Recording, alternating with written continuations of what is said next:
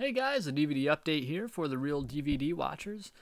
In what's becoming an epic series I'm doing here on the Real DVD Watchers, I watched The Never-Ending Story 3.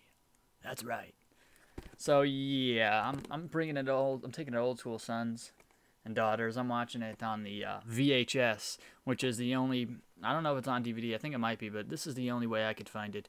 Is on the trusty old VHS. So I dusted off the VHS player, the VCR, they're sometimes called back in the day, and I went ahead, I popped this bad boy in to see how bad they could rape the series. And that they did. That they did. Alright, this movie, The Never-Ending Story 3. Ah, geez, where to begin? Where to begin? First of all, a big old, see this little bubble up here? It says starring Jason James Richter from Free Willy. So yeah, it's got the kid from Free Willy in it. This is subtitled Escape from Fantasia. Anyways, it also has Jack Black, a young Jack Black. Hold on. I don't think you'll be able to see it. The lighting sucks in here. That's Jack Black right there, though. This came out in 1994, so he's young, a little bit slimmer. Anyway, so Bastian, our buddy Bastian, is back. His dad, if you recall from the first movie, you found out his mom had died. Well, his dad's gotten together with another woman, and they're moving into her house, and he's going to have a stepsister, which wants nothing to do with him. And so, yeah. So he's starting a new school, basically. And, so his first day at school, he gets picked on by these bullies called the Nasties. That's the gang name. And they're led by our buddy Jack Black there, who does a pretty good job in this acting-wise. You know, and they're just like leather, you know, they're leather coaties, tattoos, weird hairstyles type of a gang who've like repeated the 12th grade or something like that like 80 times. Anyways, so he gets picked on his first day. He's running away from these dudes, and he goes to the school library to hide. Well, turns out that the librarian is the same bookstore owner from the first and the second movie, although it's not played by the same actor, played by a worse actor in this instance. But the first two movies, it was played by the same actor. This one, no. But anyway, surprisingly enough, coincidentally, the librarian is the same guy from the first two movies.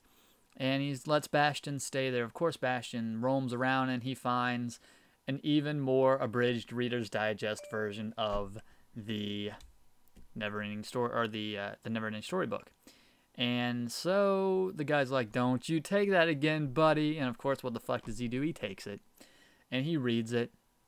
And it's telling a story already, like, oh, he moved in, he wants his sister, blah, blah, blah, blah, blah. Anyway, he's reading it. And then the bullies find out where he's at. He wishes, since it's his story, to go back to the world of Fantasia. And so he gets transported there. And the gang is scratching their heads, where the fuck did this guy go? Once he's in Fantasia, we meet some new characters. There's a tree guy. We meet the same old characters as well. We've got, of course, never can say this guy's name, but you got the Good Luck Dragon come back. And what the fuck, man? They totally messed up his design. I guess they couldn't get the same puppet thing from the first two movies. So they totally redesigned the dude to look similar, but like a cracked out, really crappy version of him. They brought a different voice, and he had an epic voice in the first two movies. This movie, I can't even explain his voice. It's so dumb. It's just so dumb compared to the first two movies. And his demeanor has changed as well. He's really stupid in this movie and goofy. He's kind of goofy and funny in the first two, but he still has a serious side, and he's got a nice deep voice. This voice is just kind of high and slow and dumb, and he just acts like an idiot this movie. Ugh. Anyways, so they fucked that guy up. Then they bring up two characters that were in the first movie, not in the second movie, but were in the third movie, and it doesn't explain it, so I don't know how you would make the correlation unless you watch these kind of in a row. And for some reason, in the first movie, they're regular size. They're supposed to be gnomes, but they're just shorter than the kid. But in this movie, they're the same characters, yet they're this big to the Bastian. It's like, what the fuck? Anyways, you also meet the Rock guy again, who's been consistently in all 3 movies. This time, first time it was just the Rock guy. Second time it was the Rock guy and his baby. Now it's the Rock guy, his house, and his wife, who's just a bitch. And this movie just blows because, you know, Fantasia. The whole point of Fantasia is they're saying too many kids watch TV, watch movies, and don't read books and don't have a good imagination. Well, in this movie, the Rock kid is watching MTV-esque video programming on his Rock television. Ugh. Anyway, so the Rock guy decides to go out and get some eats, aka rocks.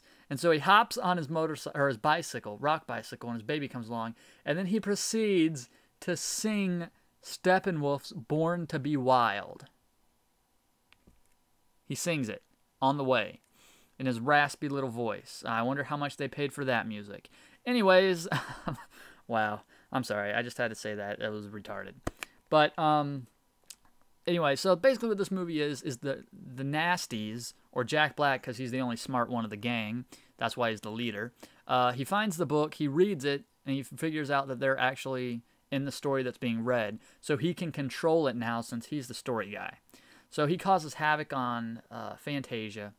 And so the childlike empress, who's grown up to preteen age, which I guess would explain why she's a complete bitch in this movie, she like walks right into this guy's house and I don't know, she like cuts him down. I can't remember what she calls him, like old or something, and to step back, move out of her way. Anyway, she gets Sebastian there and she gives him the little medallion thing that means you can wish for whatever you want. So he's supposed to go back to the real world, take that book from him, and return it, and all that. He can't wish enough. His wishing power isn't that great. So they all hold hands, like a nice big family, and they wish him to go back. Unfortunately, they wish too much or some shit, and the tree guy, the 2 gnome people, the luck dragon, and the baby rock guy all get transported to the real world, Earth. And that's the movie. There's no Fantasia except for the beginning part and a slight part at the end. That's the whole thing that made the first 2 movies good, is the epic fantasy world of Fantasia, and they just took that shit out of the movie and they put these guys in the real world. It's totally 90s. It's 90'd out. It's just music's all over the place, 90s style. And basically they go around chasing Jack Black, trying to get the book back.